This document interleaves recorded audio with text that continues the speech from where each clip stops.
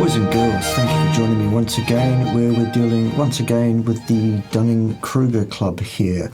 Yes, it's the ridiculous Danny Roddy and his ridiculous little boyfriends who all like to hide in their mummies' basements and circle jerk each other and waffle inanely while saying either absolutely nothing most of the time, but occasionally making assertions which are demonstrably incorrect, fundamentally ridiculous, misleading, straw men or otherwise easily dismissible garbage from some charlatans. I'm not sure how much of this video I'll get through. I don't think I'll get through all of it remotely because it's over an hour long, but they do start with yet more ridiculous and false commentary regarding an issue which is very close to my heart and which I've already dealt with from these boys several times in the last week alone. So let's see what they're saying here in the first part of this video, and we'll deal with that, shall we? Sounds like fun. Let's crack on with that then, shall we? Hey, welcome to Bioenergetic Helpline. We have Jay Feldman, Harrison Ben is back, and Mike Fave. Mike, do you want to start us off? You want to talk about the Randall cycle again? The usual insightful, intelligent input there from Danny Roddy, operating at his optimum level that he's capable of with his severe brain fog born of his self-abuse over a number of years in terms of his inappropriate dietary practice and his false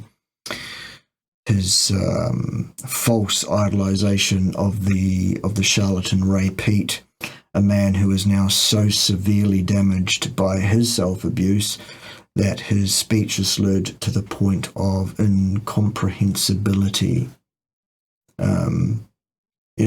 If anything, that should be a clear sign that this is someone you should steer clear of in terms of giving health advice long term.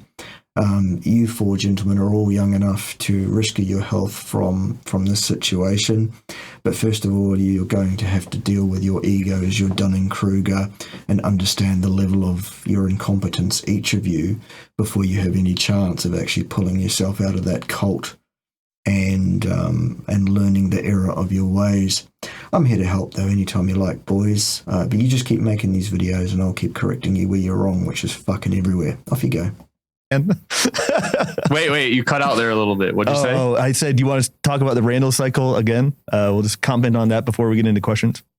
Okay, so on our last Bioenergetic Helpline number 8, we had some comments on the video. Gosh, I wonder why.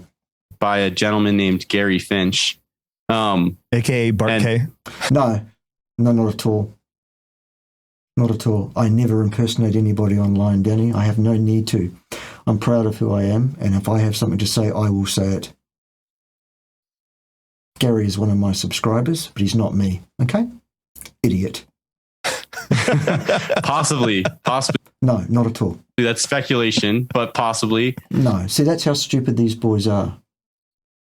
There is nobody who is able to construct arguments the way I do or word things the way I do with remotely anything like a convincing style of it, actually. And why would they? Frankly, because my style is my own. So some of the things that he said, just to go over this, but he said, question to the panel, will we die without exogenous glucose intake? The answer is no. The answer says it all. He had some other kind of random, irrelevant things like Wikipedia will tell you for fuck's sake. See, there's your first clue that it's not me. I would never quote Wikipedia as a source of scientific backup for anything. Unlike you, Michael. We've dealt with that already this week, though, with you, haven't we? Twice. Sake. Well, I'll just comment. I've been hearing that argument for a decade. There's no such thing as an essential carbohydrate. That's because it's correct, Danny Roddy. It's not actually an argument. It's a statement of fact. It's an unequivocal, unassailable fact. You do not require exogenous carbohydrates, not 1 gram ever. Standalone statement of fact. It's not an argument of any kind. It is just that. It's a statement of fact. So do you want to tackle? Yeah, let's just jump in. We'll jump in one at a time, but I think that argument's irrelevant. Like, I think it's a completely irrelevant argument. It's not an argument. It's a statement of fact. And it's to correct people who state the inverse. People who state that there is a requirement for human beings to consume carbohydrates in their diet. Those people are wrong. Demonstrably, unequivocally, absolutely wrong. It's just like since you can survive without glucose and therefore it's non-essential. I also think that's the definition of non-essential, Michael. See what I mean about the Dunning-Kruger and the unbelievable level of stupidity of these boys? These guys would argue that black is white if it suited their ideology, and probably get killed on the next zebra crossing. That'd be a shame. Completely misses the mark, but glucose. I think the better frame for this would be glucose is so essential that your body will break down its essential tissues to provide glucose, even though it's metabolically detrimental to some extent. Yes, you're right, Michael. The body will break down your body tissues to provide glucose when there is no fat left. It doesn't do the breakdown of your body structures until such time as there is no stored fat left. It's an emergency measure for a time when you are actually starving. You are actually at such a level of malnutrition that you have used all your stored body fat, and now you have to burn your tissues or oxidize your tissues for energy.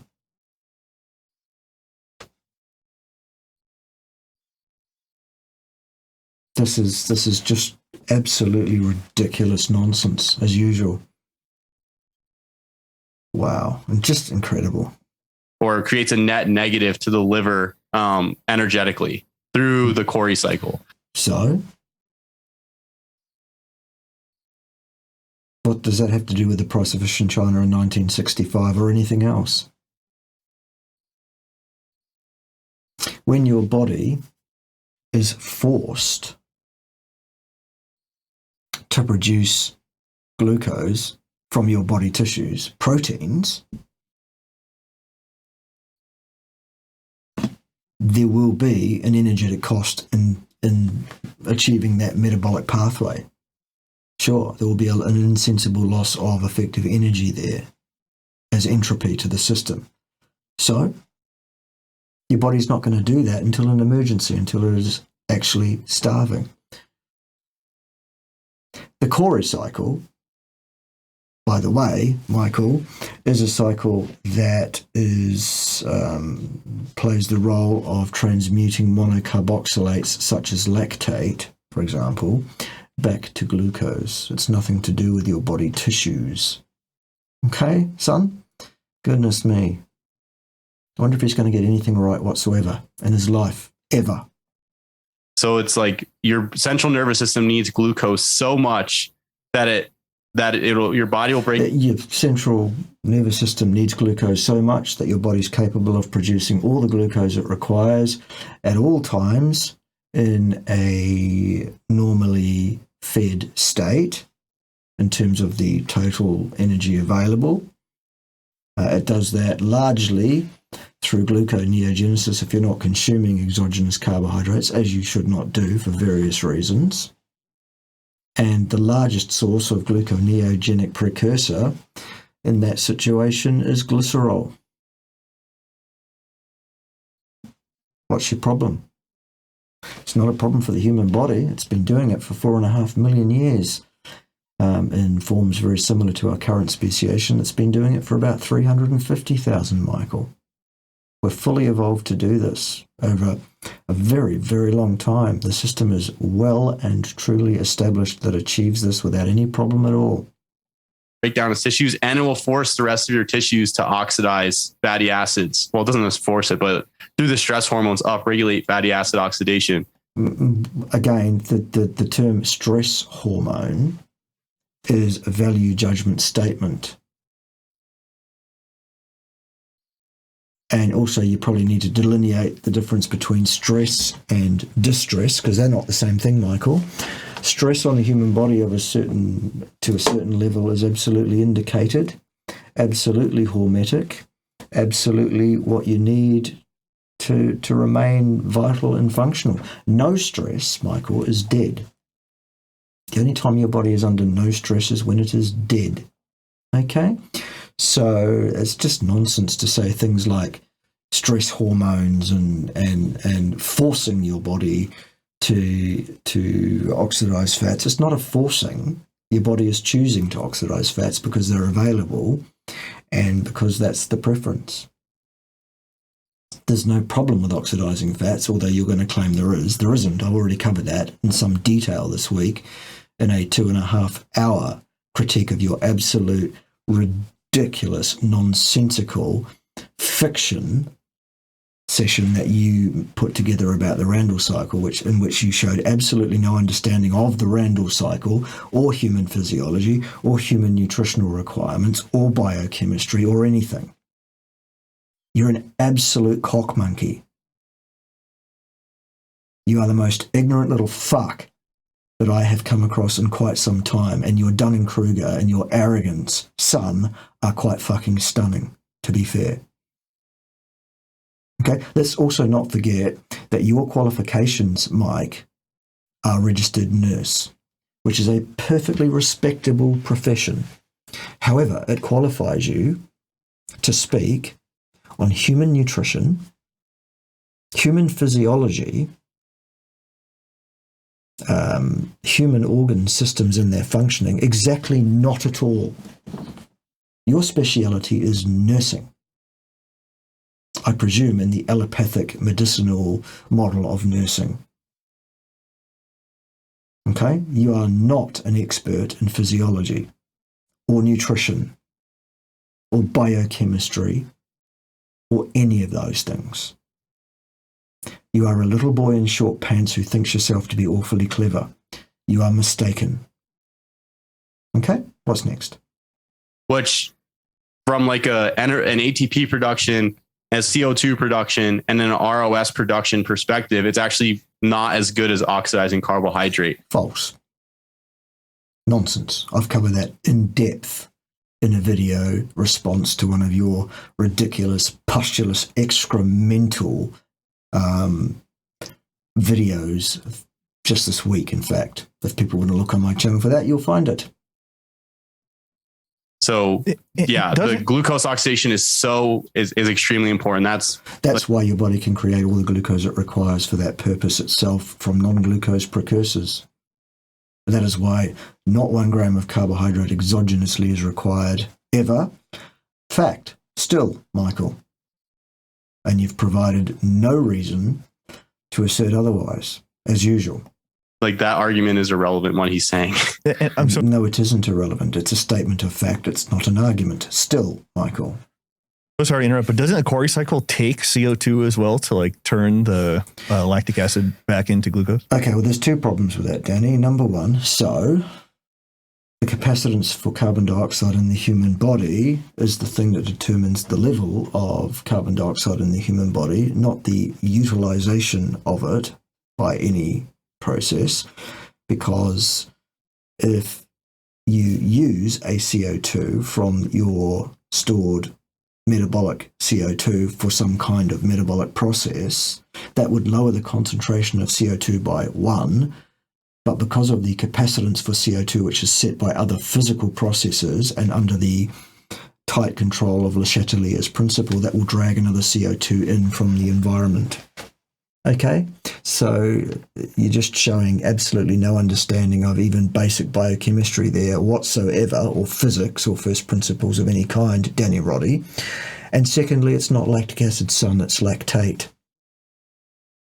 Okay, just a small point to add to the first point, but it's important that we as scientists call a spade, and that we as scientists point to little boys like you who are nothing of the sort. You and your little friend Michael, who's a nurse and should go and clean the bedpans, and your little friend Jay, who basically is a complete waste of space as well, and also has no qualifications in science to speak of at all, or experience in science, or credence to speak about science.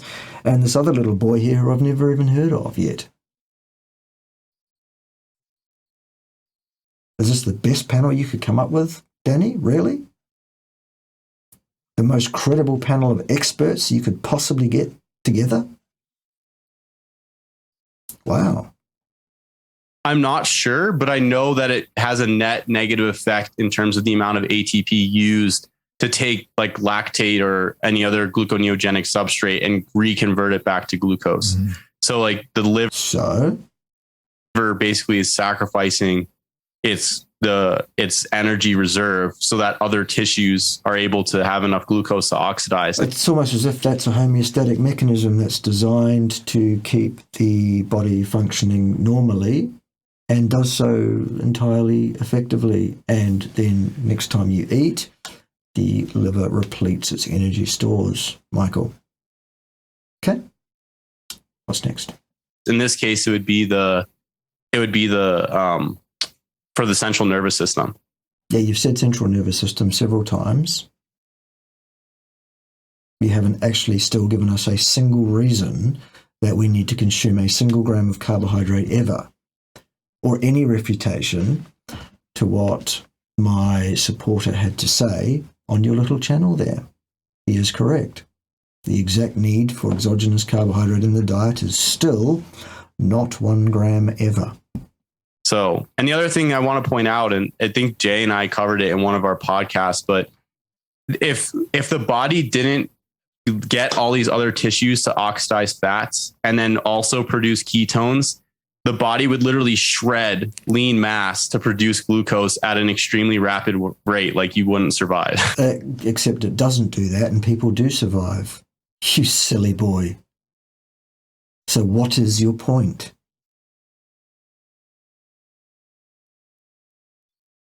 Why shouldn't you oxidize fat for energy? That's what it's for. My God. Is it possible, genuinely, really, to be this fucking stupid and still think yourself to be oh so very clever? That's stunning. Absolutely stunning, isn't it, kids? So those are all backup mechanisms that are put in place to stop like a heavy loss of lean mass over time. And homeostatic mechanisms that are in play to stop the human body from eating itself, because it doesn't do that, does it, Michael? Until you are absolutely without any fat stores anymore. Wonder where that came from. Looks like dog hair. So that's where that came from. It came from one fluffy little dog. Right, what's next? There's also a slowing of the metabolism. That's why you see things like another homeostatic mechanism, which is designed absolutely to keep the body in homeostasis and keep it functioning optimally, Michael. Goodness me, it's almost as if the body's been doing that for 4.5 million years in our current form or very similar forms. Oh yes, that's right. Glucocorticoids affecting mitochondrial function, upregulating aromatase, downregulating thyroid. He's like, you can't maintain a high level of metabolic flux if you don't have adequate substrate. So it's like that's why we always do have adequate substrate, actually, to keep us alive and functioning reasonably well. And if at any stage there is a problem with the exact availability of substrates required at any time, the body will then prevent us from using more energy than we can sustain. It's called volitional exhaustion. It happens at the end of a ramp test to physical exhaustion, a physical VO2 max test, for example, Michael. It's a self-protective mechanism. It works really well. It's there for a reason. It protects the body from damage that would suffer otherwise. Okay, what's next? Entire slowing down of the whole system. Like you're literally on a low carbohydrate diet, just focusing on the end of subsistence as far as energy production goes. That is absolute nonsense. Do you have any evidence at all, Michael, to support that ridiculous fucking claim? No? That's what I thought. What's next? Because you need to have just enough for the central nervous system. Yeah, and that's why it's always there. as evidenced by the fact that we don't fall unconscious and die, those of us who aren't type 1 diabetics that are completely uncontrolled. There's always enough glucose there to do the job. Okay. But not so much that you're shredding your own tissues. That's exactly the point. It doesn't happen because the body is protecting itself from doing that. It's a homeostatic mechanism. Good. So everything else is left with fatty acid. Well, the gonads, adrenals, and I think red blood cells still use glucose. Correct. And that's why there's always glucose in the blood. That's why gluconeogenesis exists. It exists to provide that glucose, and it does so in the exact amount that it needs to. Sweet. Just to add in also in Not again with the insightful input there from Danny Roddy. The scything, stunning appreciation of the material shown here. Good stuff, Danny. Keep it up, son.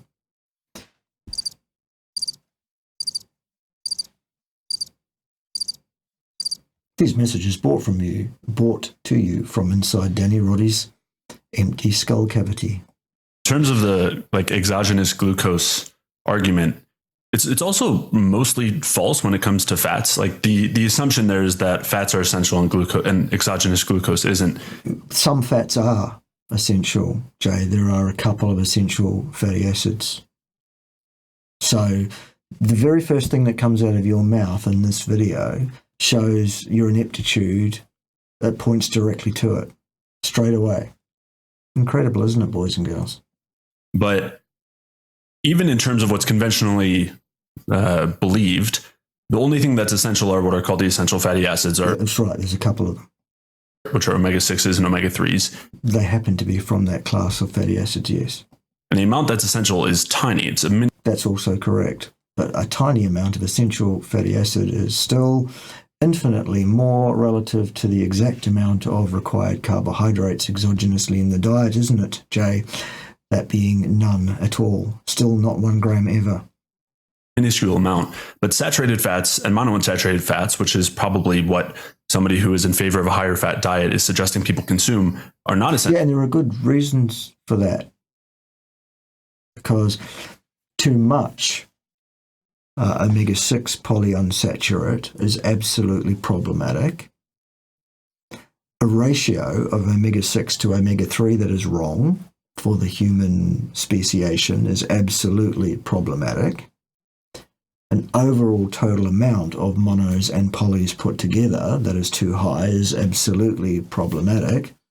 In the same way that an amount of carbohydrate in the diet that is too high is absolutely problematic. Each of those things has a specific level which is too high for that thing for any given individual. There is some variation around those figures between individuals, and indeed within a given individual in different circumstances at different times in different environments with different needs, whatever else. What is your point, Jay, other than the usual, which is no point, you are pointless? Essential because we can produce those ourselves. Correct, yes. However, you do need to get your energy from somewhere, and if you base your energy intakes around carbohydrates, that will mean that you'll be taking in a large amount of foods that are vastly, grossly destitute in terms of nutrient required for human longevity and health, coming from other aspects, and as such, that will be problematic for you long term, as will the large intake of carbohydrates, because that in and of itself is contraindicated. However, the intake of a large amount relatively of saturated fat is not contraindicated and does not cause a problem of any kind for human health. That's the exact way we have derived our energy mostly for, as I say, about 4.5 million fucking years, Jay. Okay, this is really straightforward, actually. So fats are as non-essential from that perspective as glucose, and we would of course argue that there aren't actually essential fatty acids, that the omega-6s and omega-3s aren't essential in the first place. Well, that would point to your absolute destitution of competence, wouldn't it? There it is again. Wow. And you can look back at that research and the research. I have done very carefully, and I'm an actually competent scientist who can actually competently look at papers and assess their veracity. Jay, that's the difference between you and I. That originally started with the Burrs in, what was it, 1939? Rat studies. Are you are you stoned, son? Rat studies.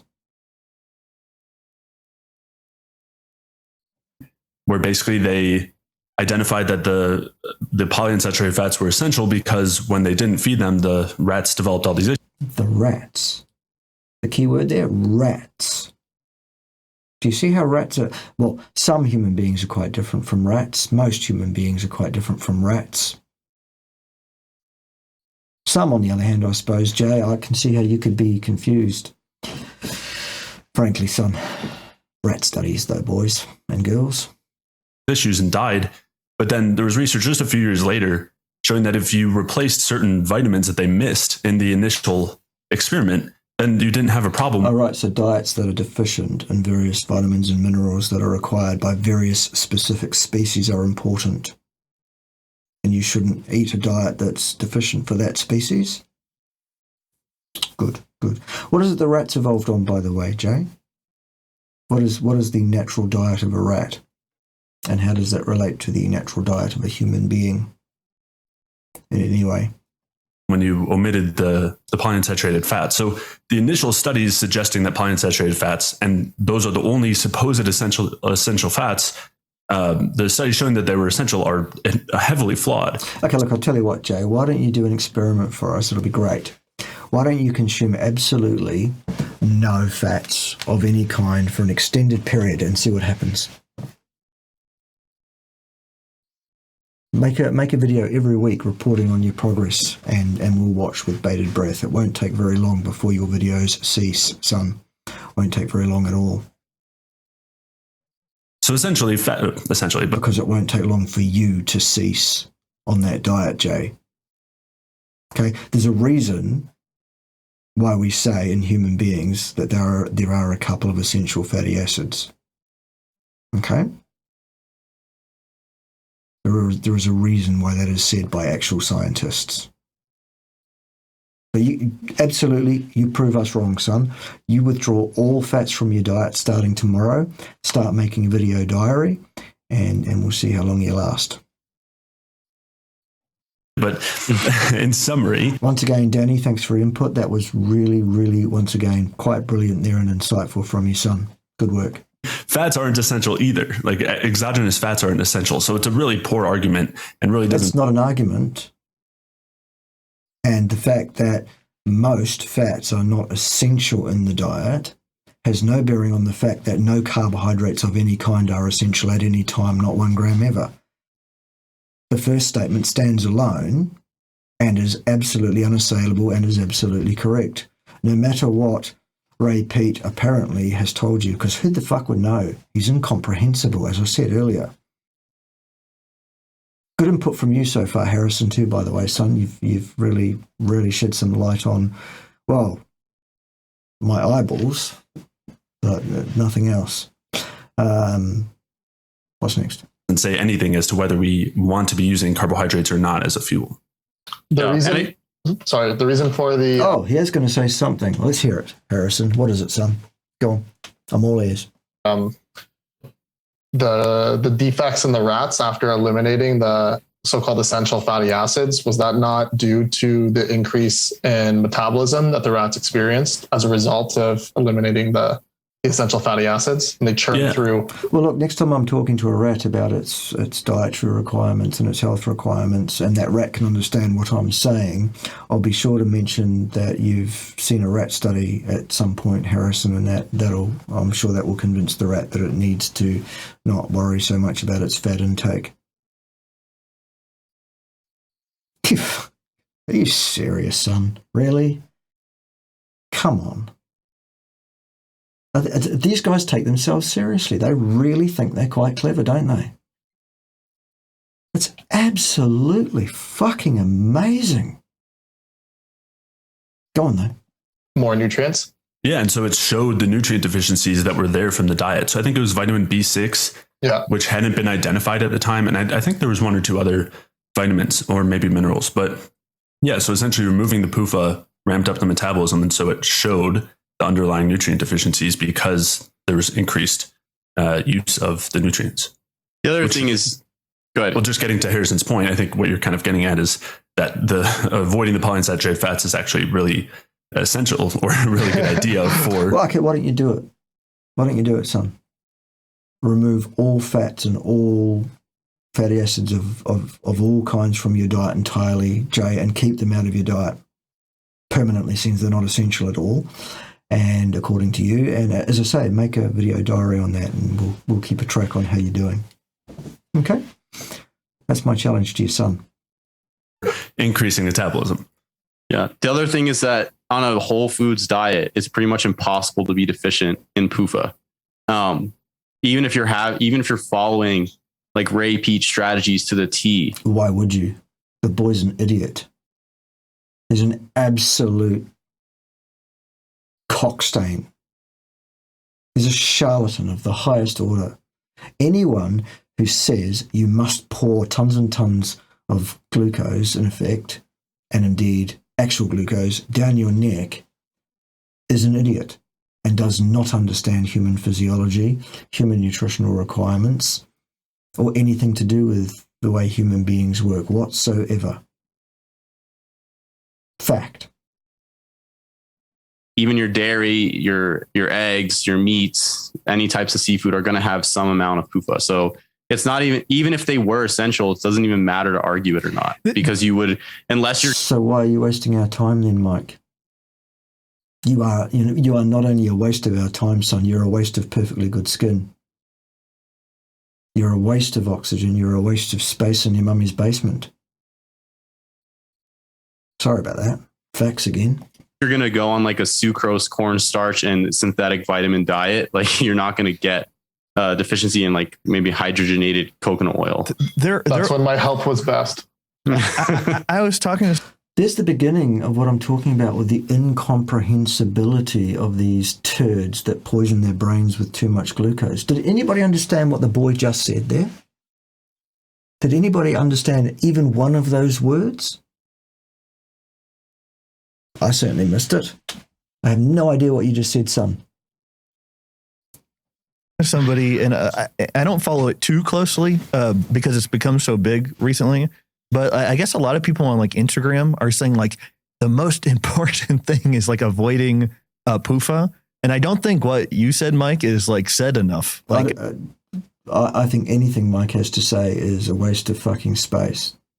The boy is an absolute arrogant, ignorant cockhole, Danny. The boy doesn't have the first fucking clue about anything except cleaning bedpans.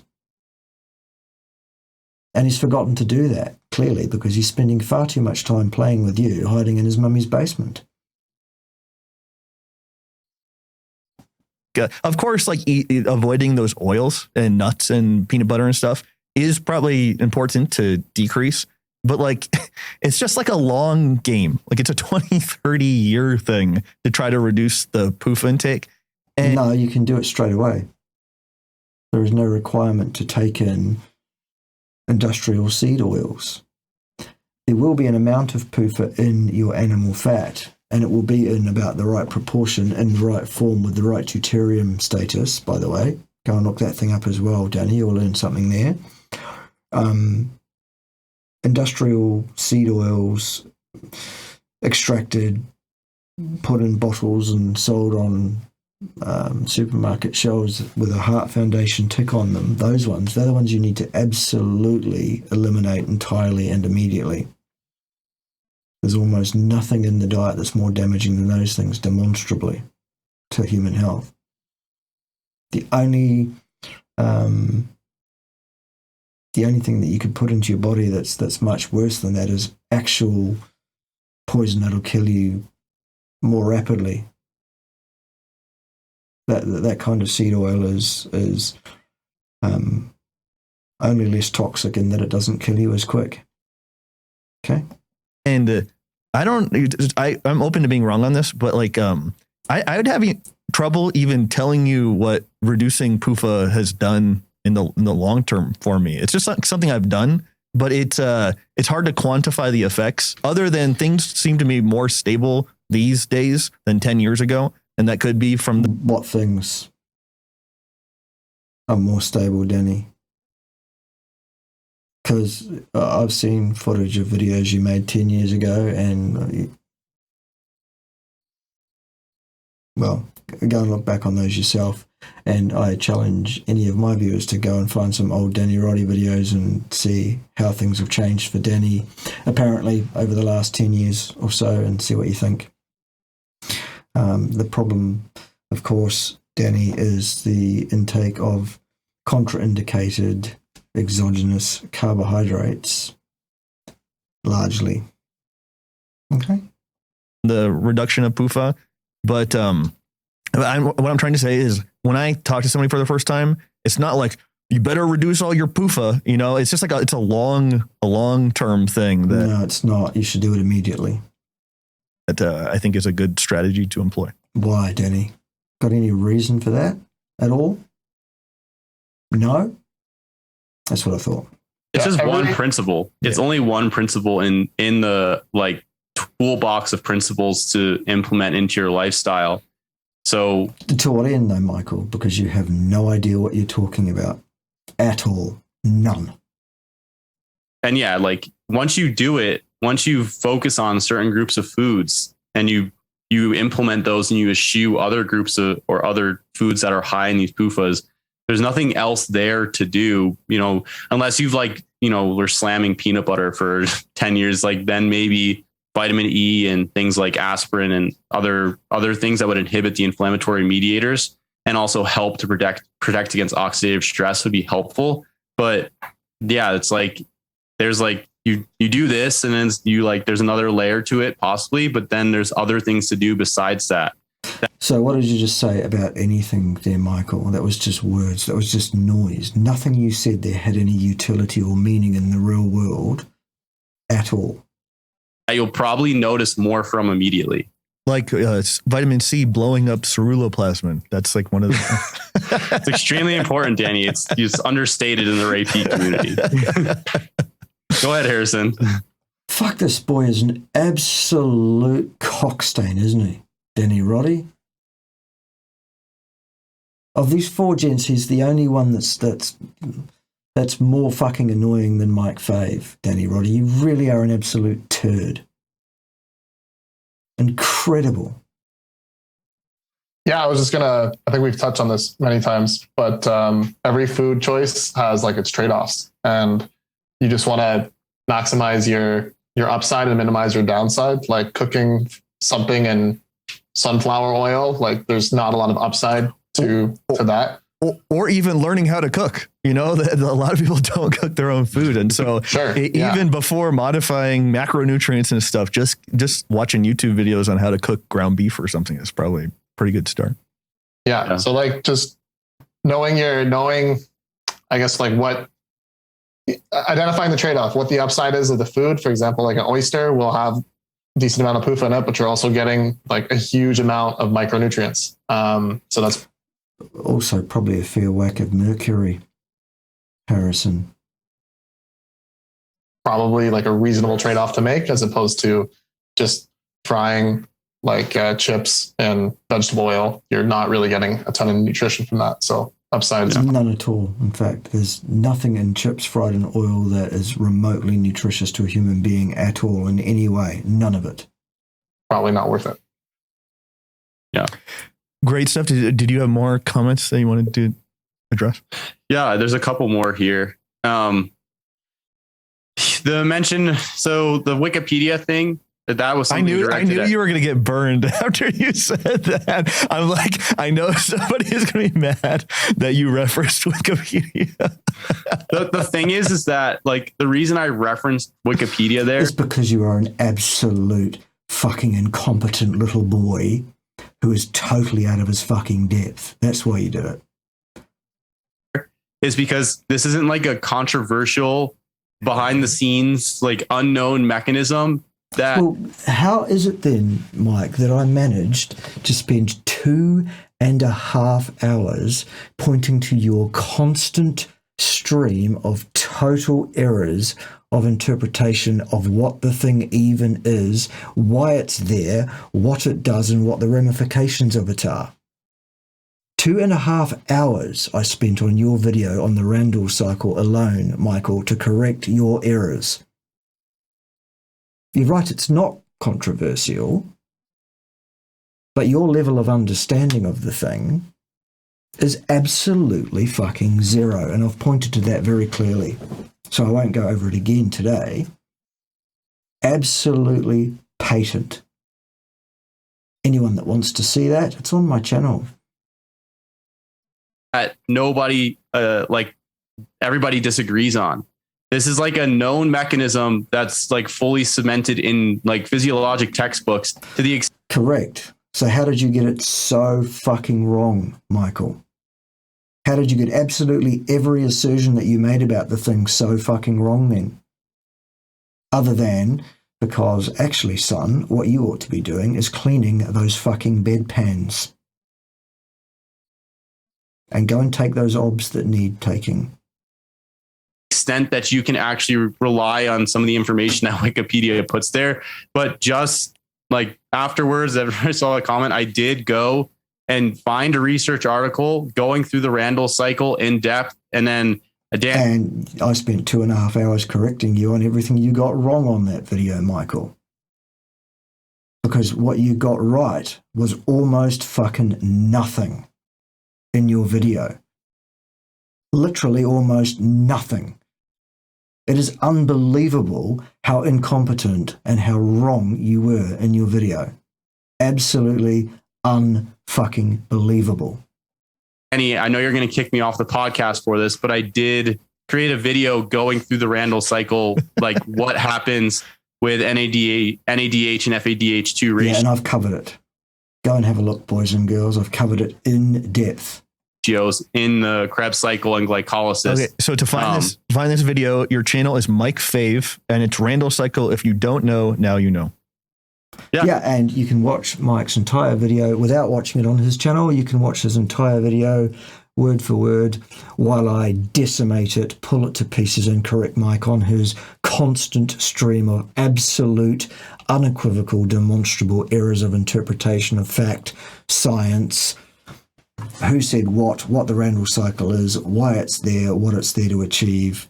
It really is absolutely hilarious from start to finish. But do make sure you sit down there with a full supply of snacks and beverages for the afternoon to get through it all, frankly. Unless, of course, you are a used to eating once a day, properly feeding yourself carnivore. All right, what's next? Yeah, how'd you know? And I just downvoted it right now. Okay, awesome. That does wonders for my 5 upvotes in the algorithm. So there is like, it's not even controversial. So like, well, you're right, it isn't. But also one of us, Michael, is an expert in the field, absolutely, and the other one is you. There's no argument there. There absolutely is, Michael, with what you had to say about what you think the Randall cycle is, why it's there and what it does. And I've covered it in depth, as I said. The implication of Wikipedia or whatever. The next thing is that you don't understand the difference between inhibition and competition. That's a nothing burger comment. No, it isn't. Because you don't understand the difference between dick and fuck, Michael. You don't know the difference between your elbow and your asshole. In fact, if both of those are labeled and somebody takes the time to teach you how to read, okay? You're an absolute buffoon. You are a little boy in short pants who is completely out of his depth and a severe sufferer of Dunning-Kruger and an arrogant little while you're at it. There's no point to even reference that.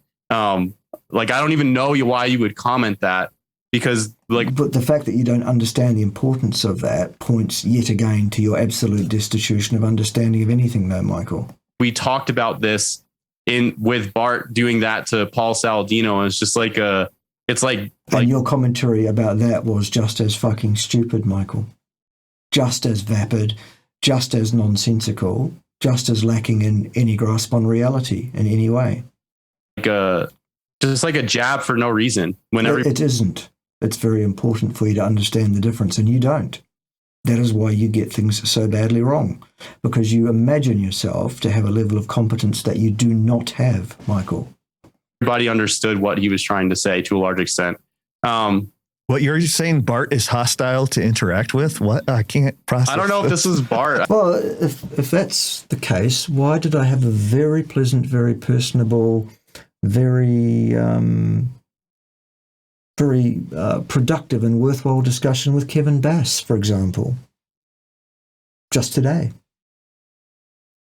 I'm not hostile to interact with at all.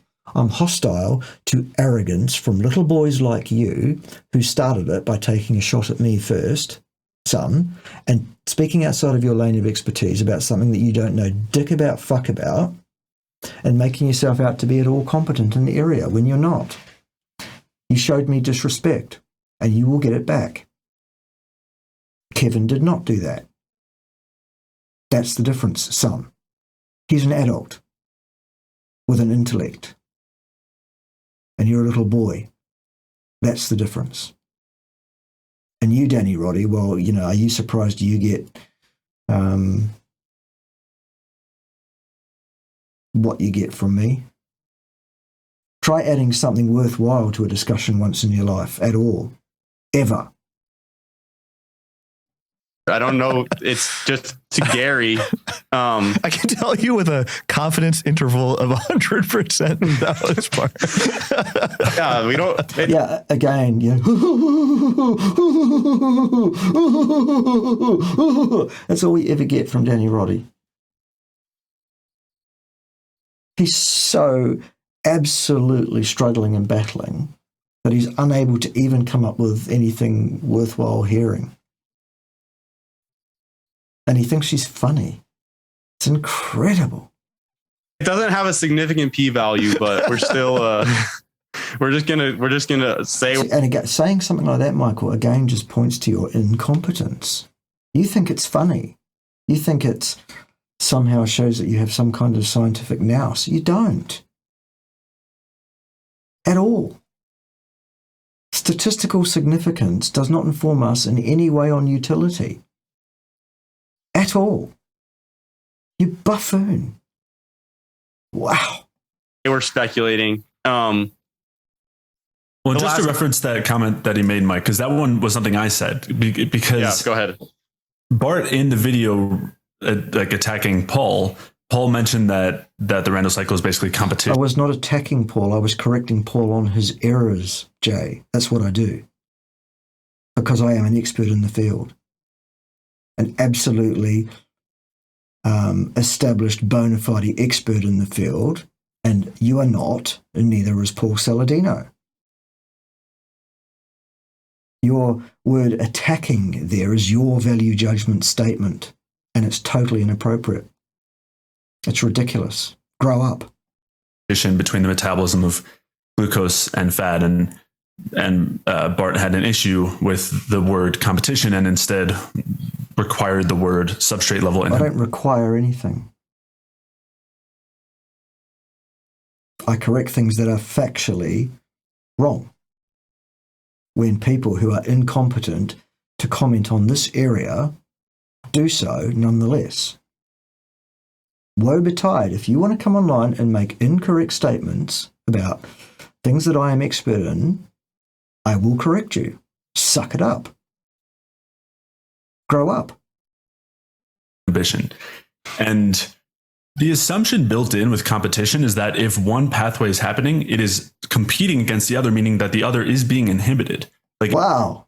Fuck me, really? In this context, inhibition is assumed. There's really no difference. Like, everybody understands, as you were kind of getting at, Mike, like everybody understands that idea, that concept of competition, where that means that if one pathway is winning out, the other one is losing out. It's being inhibited. So even if... That's not a losing thing, though. A competition is where something wins and something loses, and that's where you've just gone wrong again, Jay. Because the human body adjusts what it's doing to its ends, to maintain its homeostasis, Everything is under control here. Nobody is losing out, and nothing is losing out. A switch from predominantly fat oxidation to predominantly carbohydrate oxidation and back again can occur according to the machinations of the human metabolic system. It is not a competition. It is an integrated functioning of a system as a whole in exactly the manner it ought to. That is what I said to correct Paul's inaccurate statement. Suck it up. If you wanted to make the argument that inhibition is a slightly more accurate word, it's as you said, a nothing burger comment. No, it isn't. Facts are important. A spade is a spade. It is not lactic acid, for example. Facts are important. That is how we base our knowledge. On facts, Jay. Not on calling a shovel a spade or a spade a shovel, or lactic acid, supposedly, when the body doesn't produce lactic acid. The acidity that occurs commensurate with excess lactate being exuded from muscle cells, for example, is not because lactic acid has been produced. It is a totally different mechanism. It is important to get these things right. Otherwise, you end up making all sorts of ridiculous comments about stuff that you don't know anything about, like the Randall cycle, Mike Fave, and then you require me to spend 2.5 hours just on recording the video correcting your errors, and about the same amount of time again on all the editing and stuff. Because it is important for people to understand how deeply incompetent you are and how completely out of your depth you are, and why it is you should remain silent on all matters except those around your area of expertise, which is nursing. Okay? Yeah, it just doesn't make any sense to even go there. It's like, bro, I have 6 eggs. No, man, that's half a dozen. It's like, well, okay, congratulations, it's half a dozen. We all agree. Your terminology. Those are exactly the same thing. They are different terms for the same thing. And inhibition and competition are not the same word. They do not mean the same thing. They are not equivalent. It is not a nothing burger. It's important. And the fact that you don't understand the importance of it just once again points straight directly back to your incompetence. Your semantics were the most correct, most precise. So that's fine. Then the last thing is that they mention is that we are always oxidizing fats. Bart himself clearly states it's a sliding scale and not a switch. At least be honest. I'm going to ignore the last part of the question because I think it's irrelevant to the argument. But yes. Your dishonesty is irrelevant, Michael? Why is your dishonesty, your slur, your false accusation that I have said something that I have not said, how is that not relevant? Of course it's relevant. We are always oxidizing fats to some extent. I don't think anybody said that it's like a switch across the whole body. You claimed that I did several times in your little video the other day, Michael.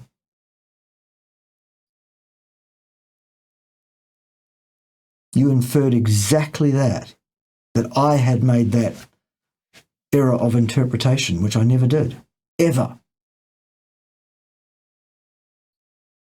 That'll be why Gary's saying what he's saying, if it was Gary still that you're talking about there.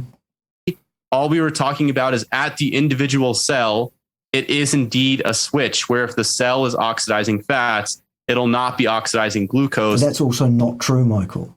That is not how it works at all. It is not a switch, even at the cellular level. It is a continuum at that level as well, you silly boy. This is what I mean. You making yourself out to be competent to speak about the Randall cycle, you don't even understand that.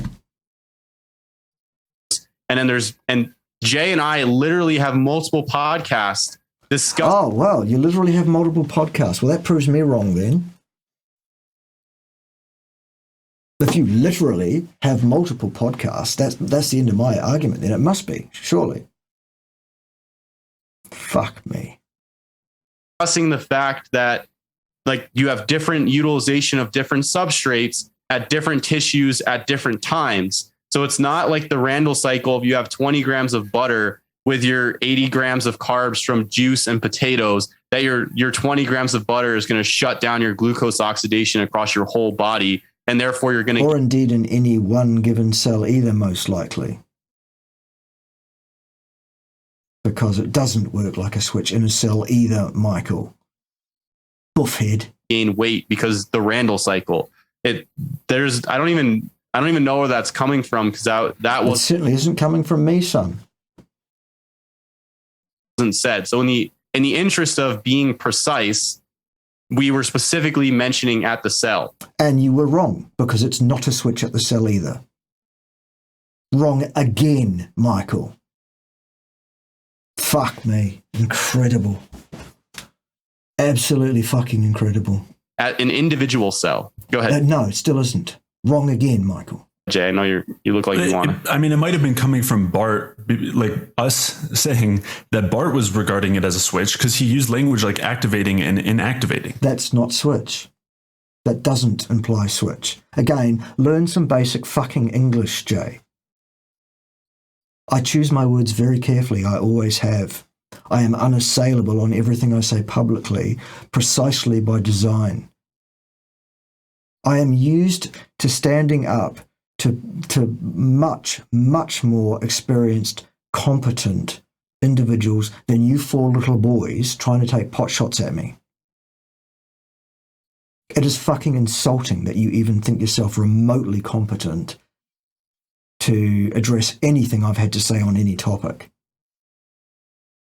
Absolutely fucking insulting that you would even imagine yourselves, that you would presume yourselves to be even remotely competent to start engaging in a conversation. You don't even understand basic fucking English, son. Fuck me, what's next? Like he was saying that the Randall cycle is inactive, like a switch is off, like it is an on and off thing. A sliding scale, a continuum, can be slid entirely to the off position, can't it? Yes, it fucking can, you fucking idiot. It can also be slid entirely on, can't it? It can also exist at any point in between because it is a sliding scale and not a switch. And activation and deactivation are not words that preclude a continuum slider.